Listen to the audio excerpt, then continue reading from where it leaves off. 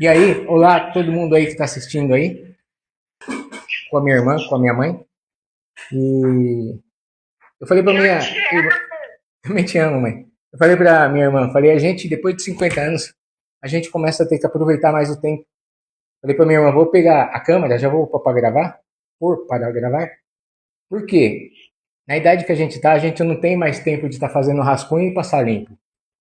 Então, o que, que eu quis fazer? Já gravar a história dos 10 centavos para vocês aqui, porque como os 10 centavos me ajudou na vida, e eu quero que essa gravação sirva de ajuda para vocês também. Então, tudo começou quando eu trabalhava na Ford. Namorava com a minha esposa desde os 18 anos. 7 anos de namoro, não conseguia casar, queria casar e não dava. Arranjei um serviço na Ford, comecei a trabalhar na Ford. Fui morar no Taboão, feliz da vida, e trabalhava das 5 às 2h30 da manhã. Das 5 da tarde às 2h30 da manhã. Então, para mim era excelente. Eu trabalhava num horário que 12h30 da manhã eu fui morar na Pauliceia e conseguia ir para casa, dormir até as 10 e aproveitava das 10, 11 até 2, 3, 4 horas. Ou seja, eu ia na casa dos meus pais, ficava até umas 3, 4 horas, quando era 4 horas ia para o Taboão, pegava o carro, ia trabalhar na Ford, trabalhava a tarde inteira, a noite inteira, 2h30 da manhã estava em casa, e no outro dia tinha aquele ciclo de poder viver ir na casa do pai, resolver banco, essas coisas, que na época não tinha celular igual a molecada tem hoje. Então era muito bom. Acabou o segundo turno em 1998. 2.800 funcionários foram mandados embora. Em 1998. Eu não fui mandado embora, fui mandado por o dia. E aí o horário, a rotina de trabalho mudou completamente, virou de ponta cabeça. Eu tinha que acordar às 5h15, eu não estou reclamando de acordar cedo, isso que eu queria que vocês entendam. Eu tinha que acordar às 5h15 da manhã, pegar o ônibus pontualmente 5h30 da tarde, o que é um privilégio, ter um ônibus fretado da Ford lá para me pegar. Quando era 15 para 7, soltava o linhão de produção. A produção era 72 carros por minuto. Não, desculpa. 72 carros por hora. É isso, 72 carros por hora. Então, para eu pegar e beber água no bebedor que era atrás de mim, tinha que colocar um cara no meu lugar para eu beber água e voltar. Senão eu tinha passado um carro e mais uma parte da carroceria. Então era corrida. Quando eu passei por dia, comecei a acordar às 5h30, 5h30 não, 5h15, e chegava em casa às 18 horas e 45 minutos, o Ricardinho, que era pequenininho, em Ribeirão Pires, que eu tinha comprado uma casa sem acabamento, o Ricardinho chegou, pai, pai, pai, pai. Eu olhava para ele e falei, o pai está cansado. Deixa o pai descansar. O que eu fazia? Ligava o Jornal Nacional, sentava no sofá, ficava 2, 3 horas assistindo TV, ia dormir para acordar às 5h30 da manhã. 5h15 da manhã de novo para 5h30 pegar ônibus. Que era um privilégio de não ter sido mandado embora ainda, né? Mas aí eu parei, analisei e falei, eu vou ficar 30 anos. Isso foi em 1998. 99, começou o ano. Eu pensei assim, eu vou ficar todos esses anos nesse ritmo, chegando um bagaço em casa e não ter tempo para os meus filhos, e não via eles crescer. Para quem não é de fábrica, tem uma piada que o pessoal, a peãozada da fábrica conta. A gente chegava na sessão e falava assim, que tamanho que tá teu filho? Esticava com a mão assim, agora ele tá assim, cresceu mais um pouquinho, porque só via deitado.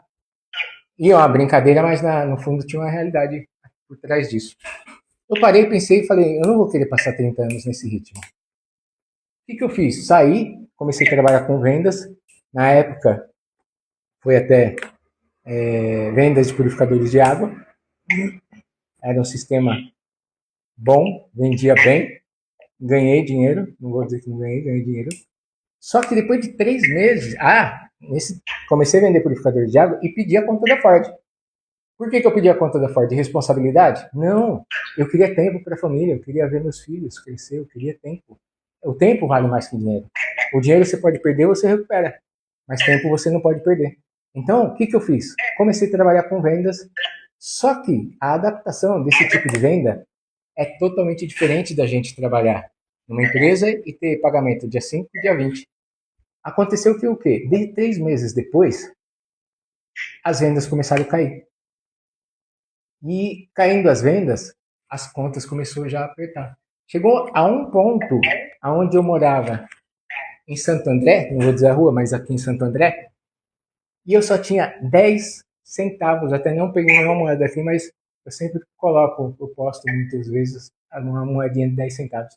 Só sobrou 10 centavos que eu fui da casa de aluguel até a mercearia, que não era nem padaria, fui até a mercearia, chorando, porque eu não tinha dinheiro mais para alimentar meus filhos, conversando com Deus Pai.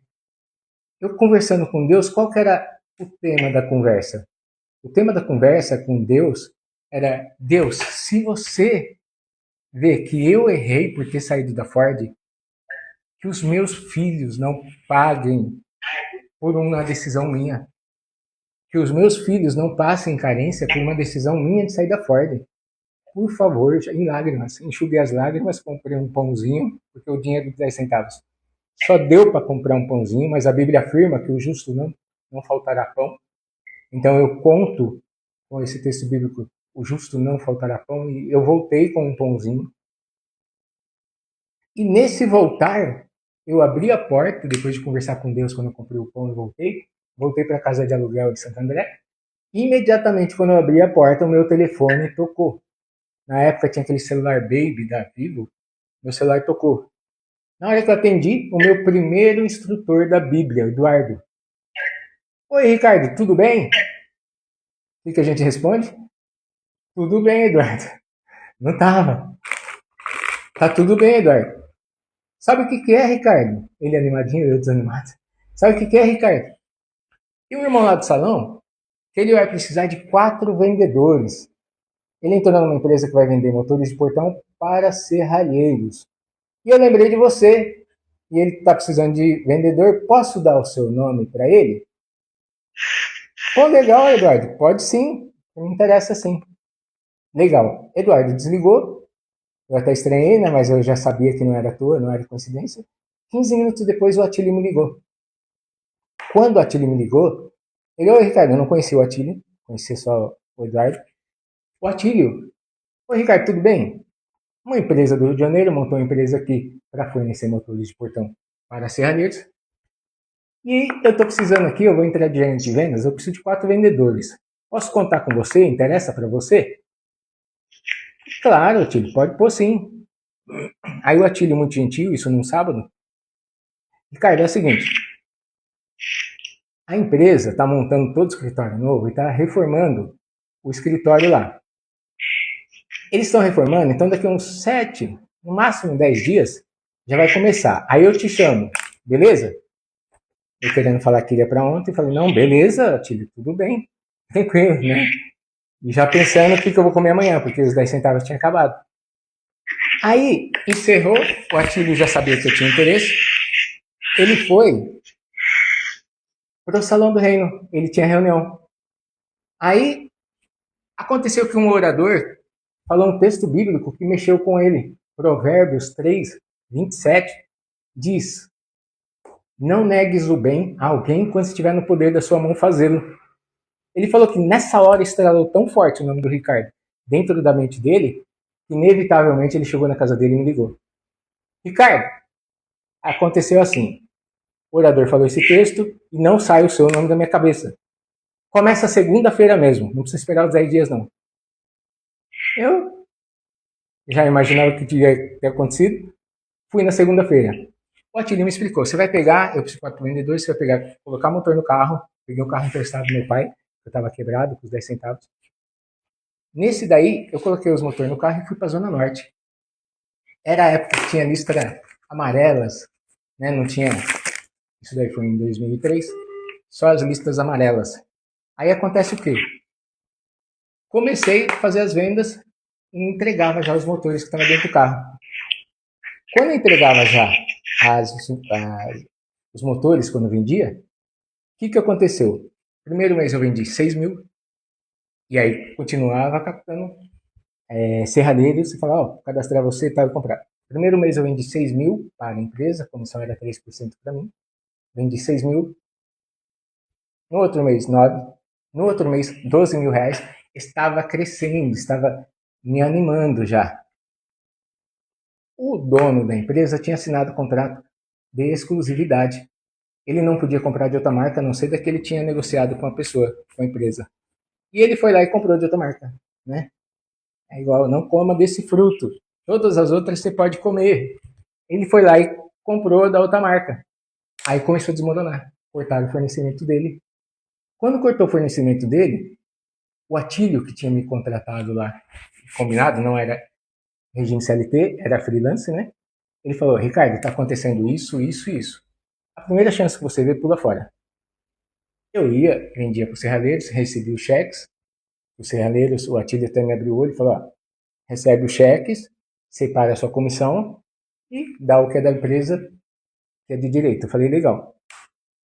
Foi vendendo para esvaziar o estoque, porque tinha cortado o fornecimento. O que aconteceu? Em uma das serralherias que eu visitava, na Zona Norte, existia um serralheiro lá, o cara era muito top. Todas as serviço e as coisas que ele fazia era de alta qualidade. E ele tinha feito um portão de alumínio para um senhor um tempo atrás, e esse senhor entrou na serralheria dele lá, enquanto eu estava lá, eu ia levar o motor para ele, e falou, fulano, agora eu quero que você coloque o motor para mim. Você não podia colocar na hora, vai lá colocar. Ele não, ele lotado de serviço, sabe? Porque o cara trabalha direito e com qualidade. Aí ele não, ele lotado de serviço de fabricação de portão, e o cara queria colocar esse motor. Não, que eu não posso, que eu não posso, que eu não posso. Aí o serradeiro olhou para mim e fez assim, ó. Olha o Ricardo aí, ó. Fala com ele que ele põe, ele que me vende esses motores aí. Aí o cara olhou para mim assim e falou, você põe? Eu peguei um papel, falei, olhei pro olho dele e falei, qual que é a sua rua, número? No sábado eu tô lá. E eu não sabia pôr, nunca tinha posto motor 2003 nessa época aí. Aí anotei o endereço dele e fui atrás de um serralheiro que estava quebrado, reclamando da vida. Ruim de serviço. Cheguei fulano, vamos colocar o motor assim? Tem uma pessoa que me pediu um motor, não sei instalar, e a gente racha o lucro. Ah, beleza, Ricardo, então sábado eu tô lá. Peguei o carro do meu pai, falei, ó, vou com o carro do meu pai, você leva suas ferramentas.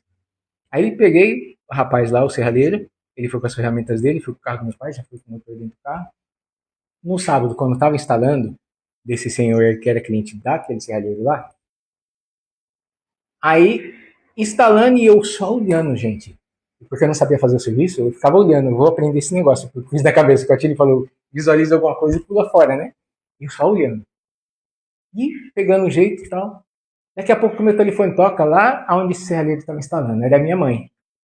Aí minha mãe me chama de Nenê. Ela falou, Nenê, o Miltinho, seu primo, que mora em São Rafael, o Miltinho, seu primo, tá aqui. Ele me falou que veio comprar motor de portão para ele lá no Parque das Nações. Coincidência, né? Aí eu falei, mãe, deixa eu falar com o Miltinho. Aí ela deixou. Ô Miltinho, tudo bem? O que você tá fazendo? Ah, eu vim comprar aqui, Ricardinho. Ele me chama de Ricardinho. Me chamava, né? Ele faleceu. Faleceu tem um tempinho. Ah, Ricardinho, eu vim comprar aqui. Ô Miltinho, tô aqui instalando com o rapaz aqui o motor. Saindo daqui eu vou e já instalo o seu, tá bom? Tá bom, Ricardinho. Saí, passei na minha casa que eu tinha os motores que eu entregava na Zona Norte. Fui lá na casa do Miltinho, colocando. O serralheiro topou. Vamos, tá. O que ia ser a comissão? De um motor só, eu ia dividir com o serralheiro para mim, metade, metade para ele. Foram dois motores, onde ficou metade para o Miltinho e metade para mim. Aí eu olhei assim e falei, caramba, só para você que está assistindo aí, ter uma ideia, noção de dinheiro, o motor naquela época, em 2003, motor normal, sem ser rápido, era vendido a R$ 500 por um serralheiro. Eu que vendia os motores para o serralheiro, na época, eu vendia a R$ 200. Ah, eu era representante, não era da loja minha, não. Era representante, vendia R$ 200. Então, nessa instalação que eu fiz com esse serralheiro, de R$ 200 vendia 500 para o Miltinho, 150 para mim, 150 para o serralheiro. E aquele outra instalação, que é a primeira que a gente fez, mais 150 para o serralheiro e mais 150 para mim. Aí eu parei e pensei, ficou 300 para mim, 300 para o serralheiro. Eu imaginei, R$ 300. Se eu vender 10 motores, são 3 mil. Se eu vender 20 motores, são 6 mil. Eu pagava R$ 400 de aluguel. Então fazia sentido investir tempo e dinheiro nisso daí. O que eu fiz? As folhas de propaganda, eu não tenho nenhuma aqui, mas só para você imaginar. As folhas de propaganda que essa empresa fornecia quando eu vendia os motores para ele, eu dava as propaganda e a empresa fez um espaço em carimbo em branco para eles pôr o carimbo deles da empresa e continuar comprando daí. Eu comecei a guardar essas folhas em casa, guardar em casa, guardar em casa. E a empresa só esvaziando estoque. Quando chegou uma hora, encerrou lá, e aí eu comecei a instalar os motores. Aí teve mais uma coincidência, né, as coincidências de Deus que eu quero citar. Eu estava indo para o Salão do Reino na Haiti, e tem um irmão lá chamado Antônio Bandeira. Esse Antônio Bandeira nem tinha feito propaganda, era em 2003 quando eu comecei, nem tinha feito propaganda para ninguém.